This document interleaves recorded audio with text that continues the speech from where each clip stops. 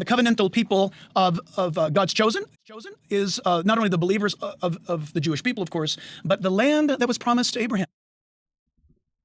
God gives in the Old Testament the exact distance, range, all the way up into modern-day Syria today, in Lebanon, all the way over to the Euphrates River, bordering Iraq and Iran, all the way down, skirting Saudi Arabia and shooting across over to the Nile River. Part of Egypt is actually the promised land of Israel, and then all the way up the Mediterranean coast. It's massive. That's the promised land when you talk about the promised land. And the only one that came close to actually having all that land was the King Solomon of the Bible. But the Bible says... Came close, Jack Hibbs? Is that what the Bible says, that he came close? No, he didn't come close to receiving it. He did have it. He didn't come close to ruling over it and possessing it as the king of Israel. He did possess it and rule over it. There's no close about it. There's no close about it. But Jack Hibbs says, he came close to rule. Solomon came close. Okay, well, let's see. Let's see what it says. Now, Solomon ruled, this is 1 Kings 4:21. Now Solomon ruled over all the kingdoms from the river to the land of the Philistines and to the border of Egypt. They brought tribute and served Solomon all the days of his life. Yeah, those are the boundaries that God promised. If you go back and read his promises, they make several. But he says from Egypt to the river Euphrates, well, there you have it.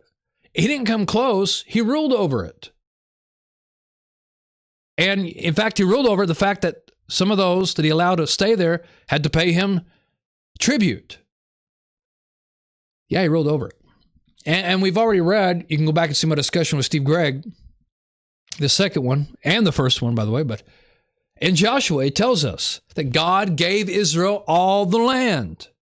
So how more, but Jack Hibbs says, he came close. Well, now, to read it. So Jack Hibbs says, Solomon came close. No, he ruled over the territory that was promised. And then in Joshua 21, he says, so Yahweh gave Israel all the land which he sworn to give to their fathers, and they possessed it and lived in it. And Yahweh gave them rest on every side according to all that he had sworn to their fathers. And no one of all their enemies stood before them. Yahweh gave all their enemies into their hand. Not one promise of the good promises which Yahweh had promised to the house of Israel failed. All came to pass. But Jack Hibbs just says, Solomon came close. And Solomon's a long time after Joshua.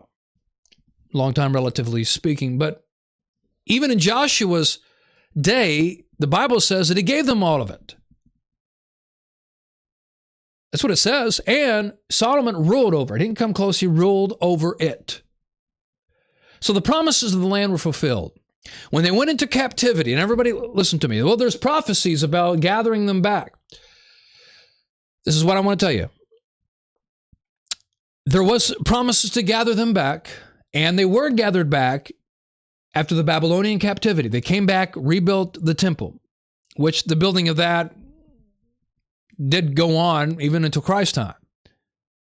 So it was fulfilled in that time, but you could read the prophecies about this, and it looks forward to a rebuilding and a regathering that happens in the New Jerusalem that God was going to bring about. And the New Testament writers saw these as fulfilled in Christ. Once again, I just recommend several of my videos, but one of the recent ones, which is the lecture I gave on Isaiah chapter 2, which gives a good example of these things, like prophecies about the last days. And once again, God willing, I'll do one on some of Zechariah too. So no, Jack Hibbs, he says that Tucker's ignorant. A lot of people are ignorant on eschatology. Well, he doesn't understand eschatology, biblically speaking, either. In Isaiah and Ezekiel and Zechariah, that when Christ returns, he will establish the promised borders that were given to Abraham. So was there a nation, Tucker, in antiquity by the name of Israel? Let's find out. We'll answer this in a moment. Those who bless the government of Israel? Those who bless Israel is what it says. It doesn't say the government of it, it says the nation of Israel. So that's in the Bible. As a Christian, I believe that. Where is that? And I believe Ted Cruz is, I got respect for Ted Cruz.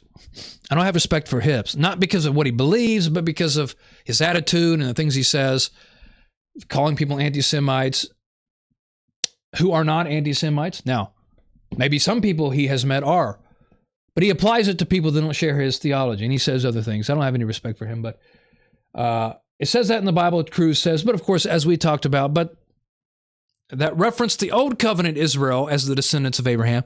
But when Christ comes, it's all those promises are fulfilled in him because he is the new Israel.